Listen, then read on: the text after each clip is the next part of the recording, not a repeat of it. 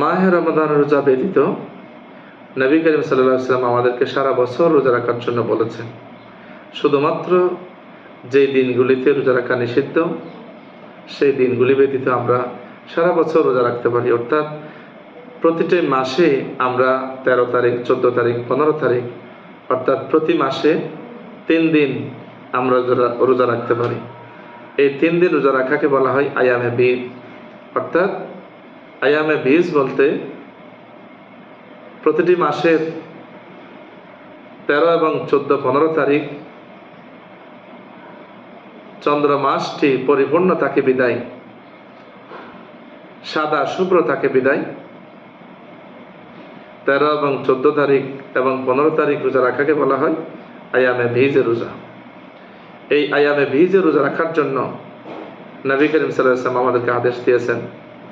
সুনানে নাসাই শরীফের হাদিসের মাধ্যমে নবী করিম সাল্লাল্লাহু আলাইহি ওয়াসাল্লাম বলেছেন যে যারা এই আয়ামে বীজের রোজাগুলি রাখবে অর্থাৎ প্রতি মাসে 3 দিন যারা রোজা রাখবে তারা যেন পুরো বছর রোজা রাখার মতো সওয়াব পেয়ে যাবে। শুধু তাই নয়, বুখারী শরীফের 1975 নম্বর হাদিসে বুক অফ সিয়ামের মধ্যে নবী করিম সাল্লাল্লাহু আলাইহি ওয়াসাল্লাম বলেছেন যে যারা প্রতি মাসের 13 এবং 14, 15 তারিখ এই 3 দিন যারা রোজা রাখবে তারা পুরো বছর রোজা রাখার সওয়াব আল্লাহ পাক তাদের আমলনামায় দিয়ে দিবেন। আল্লাহ পাক আমাদেরকে প্রতি মাসের 3 দিন 13, 14, 15 তারিখ রোজা রাখার মতো আল্লাহ পাক তৌফিক দান করুক। আমিন। আসসালামু আলাইকুম ওয়া রাহমাতুল্লাহি ওয়া বারাকাতুহু।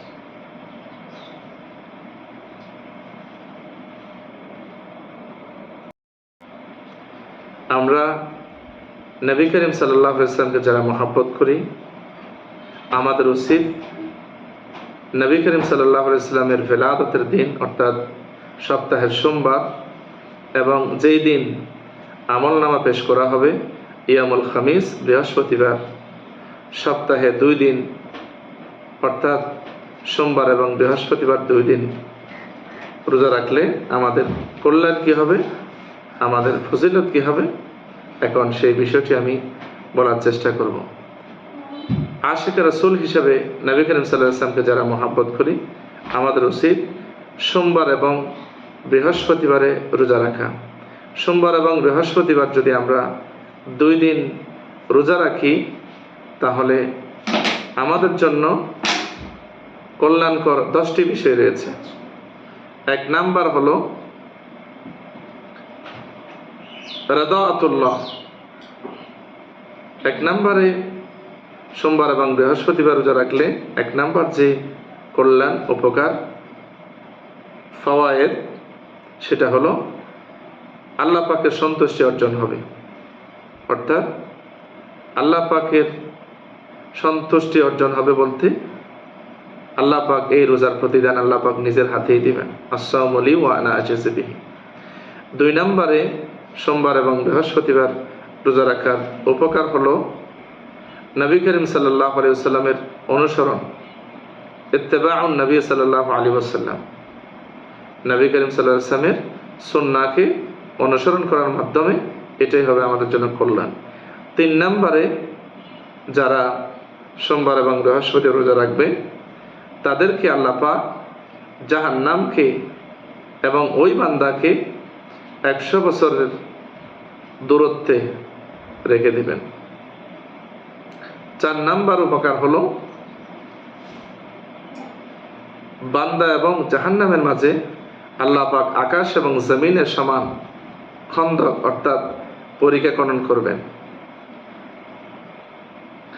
5 নম্বরে সোমবার এবং বৃহস্পতিবার রোজা রাখার কল্যাণ, উপকার হলো, ফায়দা হলো যে ওই বান্দার জন্য রোজা সুপারিশকারী হয়ে যাবেন। যেমন নবী করিম সাল্লাল্লাহু আলাইহি ওয়াসাল্লাম বলেছেন আসিয়ামু ওয়াল কুরআন ইয়াশফাআনিল আবদ। কুরআন এবং সওম রোজাদার ব্যক্তির জন্য সুপারিশ করবে। 6 নম্বর উপকার হলো কিয়ামতের দিন বাবুর রায়্যান নামক দরজা দিয়ে সায়েম অর্থাৎ সোমবার এবং বৃহস্পতিবার যারা রোজা রাখবে তাদেরকে আল্লাহ পাক বাবুর রায়্যান নামক দরজা দিয়ে প্রবেশ করাবেন। 7 নম্বর উপকার হলো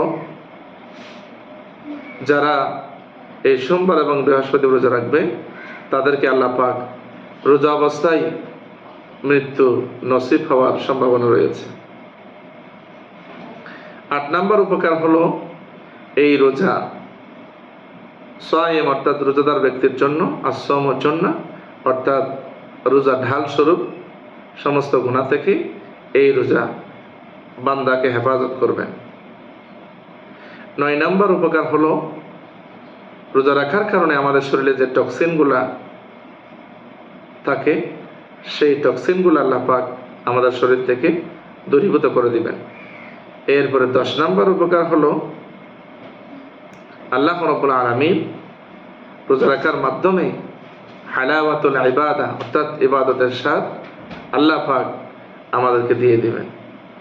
এই পুরো 10টি কল্যাণ উপকার হলো যারা সপ্তাহে 2 দিন অর্থাৎ সোমবার এবং বৃহস্পতিবার যারা রোজা রাখবে তাদেরকে আল্লাহ পাক এই 10টি উপকার আমরা পেতে পারি।